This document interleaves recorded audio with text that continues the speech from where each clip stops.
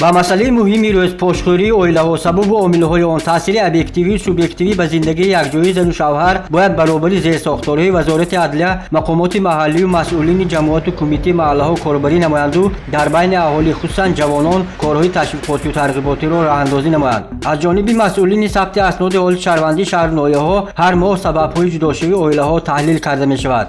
با قید گرفتن یخت نکاح 1466 عدد، بیکار کردن یخت نکاح 378 عدد که از آنها 218 عدد در اساس قرار حلنامه سود و 85 عدد در اساس عریضه یکجایی زن و شوهر و یک عدد در اساس عریضه یک طرف صورت گرفته است. خوشبختانه نظر به سال حساباتی سال 2018 33 عدد بیکارکنی یخت نکاح در ناحیه اشت کم به قید دولتی گرفته شد. وقتی اویله پشت میخورد تعلیم و تربیت فرزند، دوام امور، آرزوی و هوس انسان، ادامه دهنده نام نیک پدر و مادر کاسته میگردد.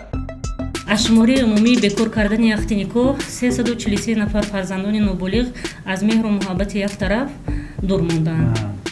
امروز کم نیستند اویله‌های استوار و نمونه‌ای که در جامعه مقام ارزنده کسب و کار گوناگون را برداشت دارند. اساس پایداری و استواری اویله را مناسبت صمیمی و مهر و محبت و حرمت و احترام به یکدیگر، صبر و تحمل، تربیت فرزند صالح می‌دانند. اکثر بیکارکنی یخت نکاح در اساس قرارهای سود که سالهای پیش قبول شدند بیکار می‌شود. مثلا در ناحیه بابجان غفور سال 2019 از 2869 عدد نکاح به قید گرفته شده 617 عدد بیکار کرده شده است و از این شماره 436 عدد با قرار سود و در ناحیه اشت باشد.